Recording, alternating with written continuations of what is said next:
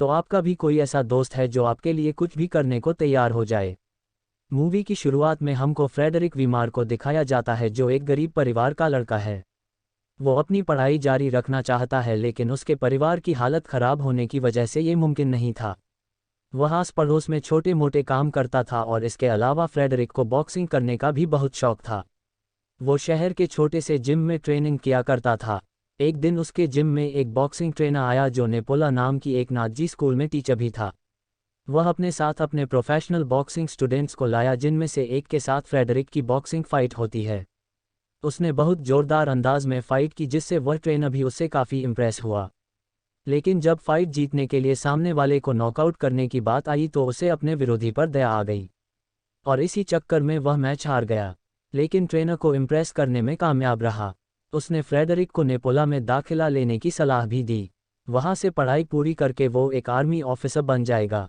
लेकिन एक बात की परेशानी थी, उसके पिता नाजियों के सख्त खिलाफ थे और उन्होंने उसके एडमिशन लेटर पर दस्तखत करने से साफ मना कर दिया। और फ्रेडरिक ने अपने सपनों को पूरा करने के लिए अपने पिता की नकली दस्तखत किए और घर से भाग गया। अगली सुबह उसके माँ बाप को एक खत मिला जिसमें फ्रेडरिक ने लिखा था कि वह नेपोला ज्वाइन करने के लिए जा रहा है। वह नेपोला जाता है और बिल्डिंग को देखकर फ्रेडरिक की आंखें खुली रह गई। तभी वहाँ एक ट्रेनर आया और उसने फ्रेडरिक को उसकी रूममेट क्रिस्टोफ से मिलवाया। क्रिस्टोफ ने उसे कमरा दिखाया और 15 मिनट के अंदर अंदर ऑडिटोरियम पहुंचने को कहा। जब फ्रेडरिक ने पहली बार यूनिफॉर्म पहनी तो वह बहुत ही खुश दिखाई दे रहा था और उस पूरे भाषण के दौरान फ्रेडरिक के चेहरे पर एक हल्की मुस्कान थी। असेंबली के बाद के क्रिस्टोफ ने उसे दूसरे रूममेटों से मिलाया। अब रात को उसने क्रिस्टोफ से बात करनी चाहिए लेकिन बत्तियां बुझने के बाद उन्हें बात करने की इजाज़त नहीं थी। अगली सुबह उनका छठा रूममेट भी आ गया जिसका नाम स्टैन है। वो शहर के गवर्नर का बेटा है लेकिन उसे ऑफिसर बनने में बिल्कुल दिलचस्पी नहीं थी। उसे कविताएं और कहानियां लिखना पसंद था। उसने फ्रेडरिक की बैग को सेट करने में मदद की जिससे वह दोस्त बन गए। इसके बाद उनकी ट्रेनिंग करवाने बेरहम इंस्ट्रक्टर आया जिसका नाम काल था। जोसेफ ने काल से शिकायत की कि फ्रेडरिक के रूममेट स्विगी ने एक महीने में दूसरी बार अपना बैग गीला कर दिया है। सजा के तौर पर उसे अपना गद्दा बाहर लाकर सबके सामने उस पर पेशाब करने के लिए मजबूर किया। उसे ऐसी चीज़ के लिए बेइज्जत किया गया जिससे स्विगी काफ़ी नाराज हो गया। अब क्लास में उन्हें हिटलर के भाषणों के बारे में पढ़ाया जाता है। वह सब उसकी बुद्धिमानी और समझदारी पर निबंध लिखते हैं। उन्हें सिखाया जाता कि इस दुनिया में वही जिंदा रह सकता है जो सबसे ताकतवर हो। इसके साथ साथ उन सबको निशाना लगाने और कई हथियारों को चलाने की ट्रेनिंग दी गई। फ्रेडरिक ने बॉक्सिंग क्लब ज्वाइन कर ली। हमें पता चलता है कि नेपोला अकेडमी इंटर स्कूल कॉम्पिटिशन में बॉक्सिंग चैंपियन हुआ करती थी, लेकिन पिछले कई सालों से वह लगातार हार रहे थे। उसके ट्रेनर को उम्मीद थी कि फ्रेडरिक की बदौलत इस साल तो मेडल जरूर आएगा। गुजरते समय के साथ फ्रेडरिक और स्टैन की दोस्ती गहरी हो गई। अगले कुछ महीनों में उनकी ट्रेनिंग पूरे जोरों पर थी और फ्रेडरिक भी वक्त के साथ और बेहतर हो गया। आज मुकाबले का दिन था। फ्रेडरिक मैच में पूरी जान से लड़ा और अपने विरोधी को रस्सियों का सहारा लेने पर मजबूर कर दिया। लेकिन जीतने के लिए उसे अपने विरोधी को नॉकआउट करना ही पड़ेगा जबकि वह पहले ही हार मान चुका था। एक बार फिर से फ्रेडरिक दुविधा में था लेकिन इस बार उसने जीतने की ठानी। सभी उसके लिए तालियां बजाने लगे सिवाय अल्फ्रेड के जिसका मानना था कि हार मान चुके इंसान को मानना सही नहीं है। सभी बड़े ऑफिसर्स ने फ्रेडरिक की जमकर तारीफ की और वह भी काफ़ी खुशी महसूस कर रहा था। लेकिन अल्फ्रेड ने उसे आईना दिखाते हुए कहा कि वह बाकियों की तरह निर्दयी बन चुका है। अगली सुबह वह ट्रेनर कैडेट्स को फील्ड में ले जाकर स्टिक ग्रेनेड का इस्तेमाल करना सिखा रहा था, लेकिन एक सैनिक ने गलती से चलता हुआ ग्रेनेड गिरा दिया। उनका ट्रेनर जो बहुत बहादुर बनता था बाकी सबको मरने के लिए छोड़कर वहां से भाग निकला।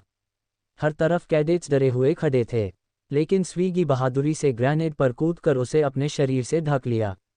जबरदस्त धमाका हुआ और उसके शरीर के चिथड़े उड़ गए, लेकिन अपनी जान देकर उसने 20 कैडेट्स को बचाया। अगले दिन उसकी बहादुरी और शौर्य के लिए उसे मेडल ऑफ ऑनर से सम्मानित किया गया। अब वहां मौजूद हर फौजी को ट्रेनर पर गुस्सा आ रहा था। अगले दिन वो सबको अपने पेट की मसल्स मजबूत करने की ट्रेनिंग दे रहा था। उसने उनमें से को अपनी ताकत दिखाने के लिए अपने पेट में मुक्का मारने के लिए बोला तो फ्रेडरिक खुद से आगे बढ़ा और मौत का बदला लेने के लिए एक जोरदार घूंसा उसके पेट में मार दिया। बाद में अल्फ्रेड ने फ्रेडरिक को अपने पिता के जन्मदिन पर हवेली में आने का न्योता दिया। उस शाही हवेली को देखकर फ्रेडरिक दंग रह गया। लेकिन सबसे ज़्यादा हैरान कर देने वाली बात तो ये थी कि अल्फ्रेड के पिता उसे कुछ नहीं समझते थे। गवर्नर ने सबके सामने अल्फ्रेड को कविता सुनाने से भी रोक दिया। ये साफ था वह चाहता था कि उसका बेटा फ्रेडरिक जैसा बने। पहले जब सारे आदमी शराब के नशे में धुत हो गए, उन्होंने फ्रेडरिक और अल्फ्रेड को बॉक्सिंग मैच के लिए उकसाया। वह दोनों हिचकिचा रहे थे, लेकिन उन ऑफिसर्स ने कहकर उन्हें एक दूसरे से लड़वाया। फ्रेडरिक की जीत पक्की थी, लेकिन वह अपने दोस्त को चोट नहीं पहुंचाना चाहता था।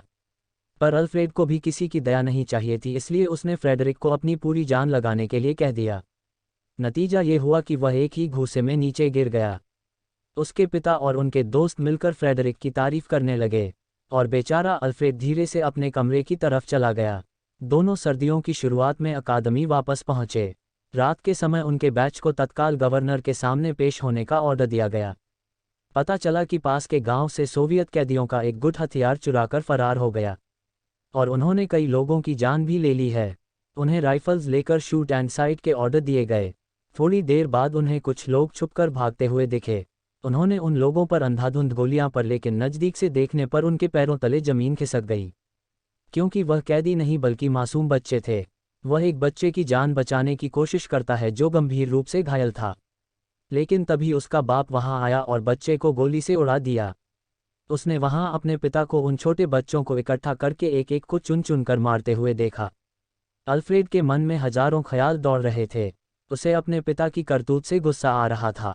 वहीं एक लड़के से झगड़ा हो गई, जिसकी वजह से 24 घंटे के लिए उसे जेल में डाल दिया गया। साहित्य की क्लास में टीचर ने सभी बच्चों को सर्दी पर कविता लिखने को कहा। जब अल्फ्रेड को सबके सामने अपनी कविता पढ़ने के लिए बुलाया गया तो शुरुआत में तो उसने सर्दियों के बारे में ही अपने एहसास बताए, लेकिन फिर उसकी कविता एक अलग ही मोड़ ले लिया। अब वे नाज़ी विचारधारा के खिलाफ जाने लगे। बीती रात बेगुनाह बच्चों की हत्या करने के लिए वह अपने पिता को जिम्मेदार ठहराता है। टीचर उसे प्रिंसिपल के ऑफिस में ले गए, जहां उसके पिता को बुलाया गया। उसने सख्ती से अल्फ्रेड को अगले दिन बेहतर कविता लिखकर लाने को कहा, लेकिन उसने मना कर दिया और कहा कि वह अपनी बात पर खड़ा है। फ्रेडरिक को रिहा होने के बाद सारी घटना की जानकारी मिली। उसे समझ नहीं आ रहा था कि अल्फ्रेड को कविता लिखकर सबके सामने सुनाने की क्या जरूरत थी। इस बात पर उन दोनों में बहस छिड़ गई, लेकिन आखिर में वह एक दूसरे की बाहों में लिपट कर रोने लगी। अगली ट्रेनिंग के लिए कैडेट्स को एक जमी हुई के एक छेद से जाकर दूसरे छेद से बाहर निकलना था। सबसे पहले क्रिस्टोफ गया और उसने दोनों छेदों को एक रस्सी से जोड़ दिया ताकि बाकी सब आसानी से आ सके। जब अल्फ्रेड की बारी आई तो वो अंदर कूदकर बीच रास्ते में ही रुक गया। फ्रेडरिक को एहसास हुआ कि वह क्या कर रहा है, लेकिन इससे पहले कि वह कुछ कर पाता, वह बर्फ के अंदर से ही छूकर एक आखिरी बार अपने दोस्त को बाय कर दिया। आखिरकार वह डूबकर पानी की गहराइयों में समा गया। फ्रेडरिक बेबस होकर रोने के अलावा कुछ नहीं कर सका। उसके दोस्त उसे कमरे में ले गए। रात भर बैठकर उसने अपने दोस्त की शान में कविता लिखी, लेकिन प्रिंसिपल ने उसे अखबार में पब्लिश करने से साफ मना कर दिया, क्योंकि बीच किसी के लिए शहीद नहीं हुआ था, उसने तो आत्महत्या की थी। उधर अल्फ्रेड के पिता को भी उसके मरने की खबर पहुंची। उसने कोई दुख न जताते हुए कहा कि वह कमजोर था।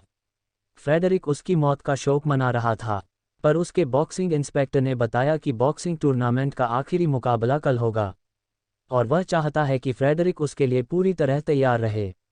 अगले दिन गवर्नर भी वहां पर मौजूद था। उसके चेहरे पर मुस्कान थी, मानो उसका बेटा कभी मरा ही नहीं। फ्रेडरिक पहले राउंड में पूरी जी जान से लड़ा और अपने विरोधी पर पूरी तरह से हावी पड़ रहा था, लेकिन गवर्नर का मुस्कुराता चेहरा देख उसका दिमाग हिल गया। वह जानबूझकर हारने लगा, ये सोचकर कि अपने दोस्त के हथियारों को तो जितने नहीं दे सकता, और अंत में विरोधी जीत गया और बोला अकेडमी के हाथ से फिर से मेडल निकल गया। उनकी बहुत बेइज्जती हुई। अगले दिन फ्रेडरिक को अपने सारे कपड़े उतार कर कमरे तक नंगा जाने की सजा दी गई। जब उसने अपना सारा सामान पैक कर लिया तो उसे एकेडमी से निकाल दिया गया। आखिर में वह अपने शहर के लिए रवाना हो गया। वीडियो अच्छी लगी हो तो लाइक करें, कमेंट करें और चैनल को सब्सक्राइब करें।